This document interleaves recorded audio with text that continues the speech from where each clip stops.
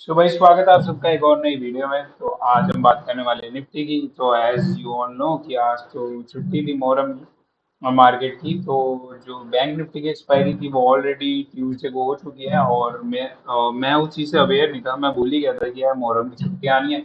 और मैंने bank Nifty के आपको लेवल्स नहीं बताए थे मंडे को, जहाँ तक मेरे को याद है।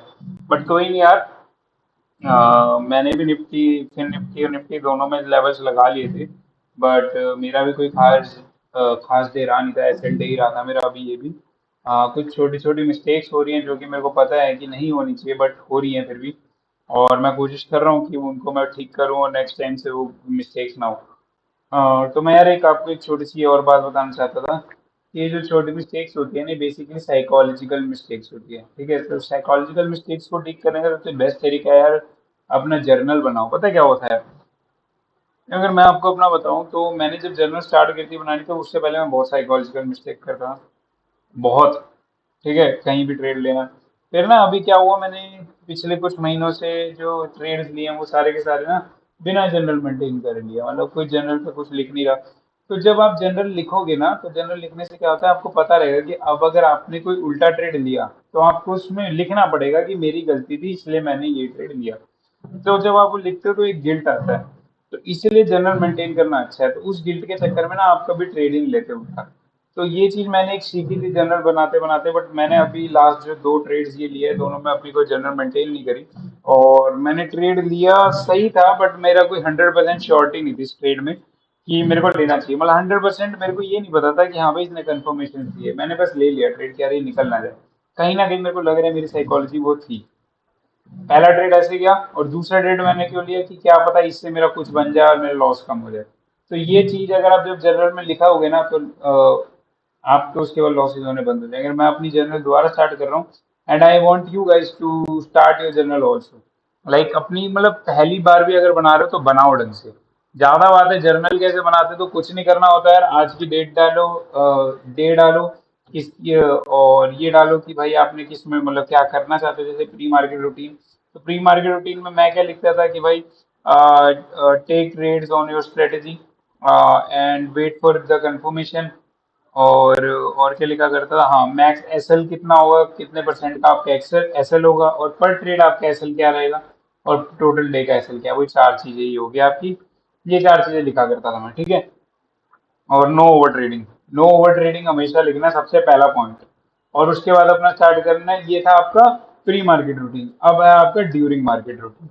ड्यूरिंग मार्केट रूटीन में क्या करना है आपको, आपको लिखना है टाइप, कौन से डेरिवेटिव को में ले रहे हो ट्रेड।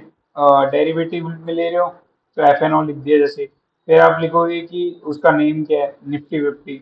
फिर लिखोगे कि आपने बाय कहाँ करा, और सेल का आप छोड़ दो खाली कॉलम, क्योंकि बाय करे थे, और क्वांटिटी लिख लोगे। और उसके बाद आप लिखोगे कि भाई एंट्री रीजन क्या था आपका। दूसरा आप लिखोगे एग्जिट रीजन क्या था आपका, अगर एग्जिट होता है। एसएल इट होता है तो लिखोगे एसएल इट। अब लिखोगे लर्निंग्स क्या मिली आपको। पहले आप लिखोगे बीएनएल जो भी आपका बने, उसके बाद लिखोगे लर्निंग, क्या लर्निंग्स हुई हैं। और मिस्टेक्स भी लिख सकते हो आप चाहो तो, कि आपकी क्या मिस्टेक थी वो आप लर्निंग में भी लिख सकते हो पूरा का पूरा करके। और देन आप क्या बोलते हैं, डे का पीएनएल लिख सकते हो, अपना पूरे दिन का क्या पीएनएल रहा आपका। बट ये मत लिखना कि कैपिटल पहले कितनी थी और अब कितनी रहेगी, उससे आपको एक फियर आएगा कैपिटल लूज करने का। वो फियर मत रखना अंदर। जब आप ट्रेडिंग के ही दुनिया में उतरोगे तो ये कैपिटल का फियर अपना हटा देना बस। ऑलवेज ये दिमाग में रखना कि अगर मैंने अपनी साइड से सब कुछ ठीक किया है तो कैपिटल जा रही है, तो बिकॉज प्रोबेबिलिटी का गेम है ट्रेडिंग में। और ऐसा नहीं है कि आप हर बार ठीक हो। मैक्सिमम टाइम्स आप 70% ही मैक्स टू मैक्स ठीक हो सकते हो। वो भी कोई स्ट्रेटेजी होगी जो 70% ठीक होती होगी, नहीं तो 50-60 ही होती है। अगर आप सेलर हो तो अलग बात है। ठीक है, तो यही चीज थी। अब हम करते हैं निफ्टी की बातचीत की, निफ्टी में क्या हमारे को लेवल्स लगाने चाहिए। सो ये मैंने कुछ छोटे छोटे लेवल लगाए थे, यहीं पे लगा दिया था कि शायद यहाँ से रिवर्सल आए। एक यहाँ पे ना रिवर्सल आया भी था एक छोटा सा, बट मैंने इसको कैप्चर नहीं किया बिकॉज मैं तो ऑफिस जाता हूँ, तो उस टाइम पे मैं ध्यान ही देना भूल गया इसमें मार्केट पे कि भाई क्या रह गई क्या नहीं, मैं देख के ही भूल गया। लगा के छोड़ा था मैंने लेवल यहाँ पे कि अगर यहाँ से रिवर्सल का कोई इंडिकेशन देगा तो यहाँ से छोटा सा ट्रेड बना के देखें, क्या पता कुछ हो जाए। बट वो मैं चला ही गया था तो उस चक्कर में रह गया। बाकी कोई नहीं, ये भी थोड़ा मोर ऑफ साइडवेज देगा, और मेरे को ना इसमें कुछ लग नहीं रहा कि आपको कोई नया लेवल लगाने की जरूरत है। आप बस इसको हटाओ और ना इसको भी उठा के यहीं रख लो। ठीक है, इस एरिया के बीच में ट्रेड मत करना। अगर ऊपर जाए तो ऊपर से नीचे तक का, नीचे जाए तो नीचे से ऊपर का, ये ट्रेड लेना। और कोई ट्रेड मत लेना। तो लेवल्स बस यही है यार, कुछ चेंज नहीं कर रहा मैं, उसी दिन के लेवल्स को सेम छोड़ा हुआ है। ठीक है, यहाँ पे मैंने आपको उस दिन बता दिया था कि ये लेवल ऐसा क्यों लगा रखे, क्योंकि इनके बीच में इम्बैलेंस क्रिएट हो रहा है, और ये imbalance can be a good for us also.